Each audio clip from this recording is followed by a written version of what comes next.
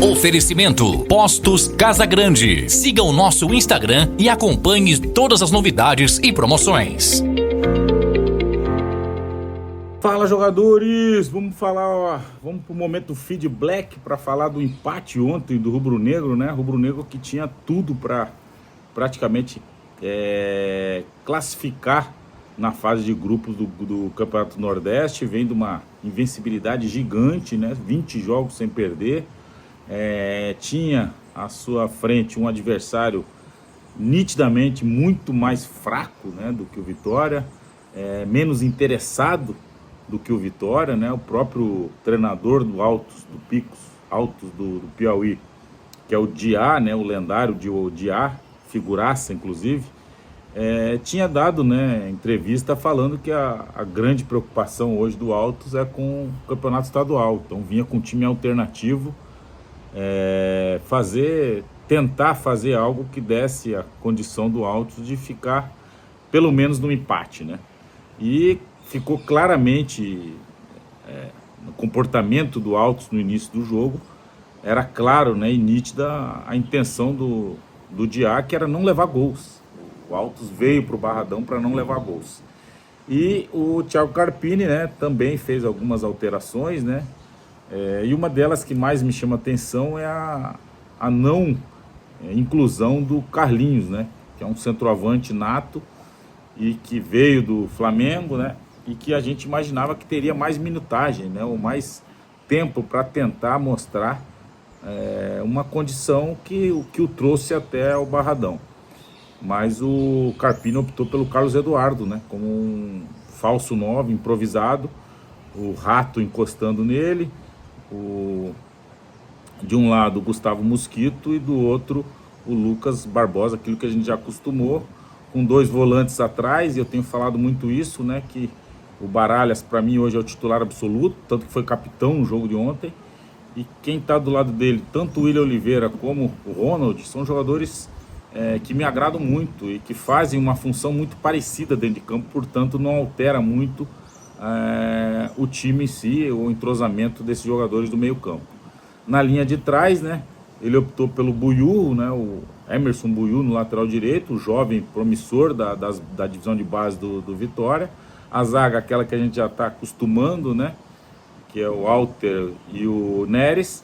E esse lado esquerdo, que é ainda uma coisa que me deixa, que eu acho que está um pouquinho abaixo do restante do time, que ontem acabou jogando o Hugo, né, no lugar do Gemerson, que não, obviamente que está tendo esse cuidado aí, porque Gemerson chegou depois na pré-temporada, então acho que a parte da fisiologia deve estar tendo todo esse cuidado para que não se perca nenhum jogador por lesão, e acho que por isso a opção pelo Hugo na noite de ontem.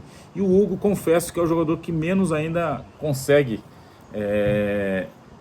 entregar aquilo que a gente espera, principalmente pelo fato de a gente ter tido o Lucas Esteves, um grande lateral esquerdo que foi muito importante na temporada passada. O Wellington Rato também não consegue fazer boas atuações, né? Inclusive o treinador foi a público dizer que o Wellington Rato está com alguns problemas pessoais, e aí a gente tem que ter muito cuidado na avaliação desse atleta. Mas a verdade é que eu particularmente percebo que ele está sempre um pouco na marcha diferente do time, né? Principalmente nos jogadores do meio campo e do meio campo para frente, né? Que tentam às vezes acelerar o jogo, fazer um jogo um pouco mais rápido. E o Wellington é aquele cara que cadencia muito, é um jogador que a gente percebe que ainda não está no nível dos outros quando a gente avalia a parte física, né?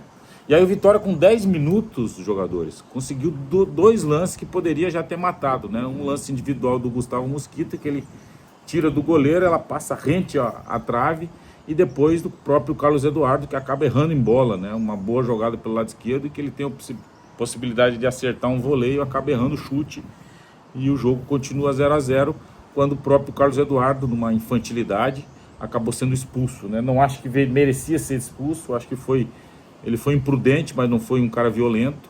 Eu acho que o juiz foi precipitado em dar o cartão vermelho para ele. E logo em seguida, numa jogada ensaiada, aliás, muito bem ensaiada, né? O Baralhas leva o adversário para dentro da área, o Hugo faz o movimento por trás, fora da área, e o Rato rola para ele acerta um chute cruzado. Muita gente na frente do goleiro, acabou a Vitória fazendo 1-0. Aí o Carlos Eduardo vai expulso, o Vitória continua dominando o jogo, continua tendo posse, agora, claro, sem muitas chances de gol. E essa foi a tônica do segundo tempo, né? O Diá mudou, botou o Rodrigão, botou outros jogadores ali pelo lado direito, com a perna esquerda, mas a verdade é que a equipe do Altos não conseguia nem criar, nem ter posse de bola. Melhorou um pouquinho, mas longe de assustar, tanto que o Lucas Arcanjo não fez nenhuma defesa durante o jogo todo. O Vitória controlava o jogo, como eu falei, não agrediu o adversário, mas também não tomava susto, até que aos 35 minutos, num erro individual, uma jogada pelo lado esquerdo, o Neres demora para diminuir, tem 4 jogadores cercando o jogador do Altos, a bola passa no meio da perna do Ronald e acaba sobrando para o Rodrigão. Ele ainda cai no primeiro lance, levanta e dá uma cavadinha por cima do Lucas Arcanjo, um gol muito de desatenção pura, mas que não mostrava, ou seja, que o Altos não merecia pela maneira como se comportou no segundo tempo, mesmo jogando com um jogador a mais.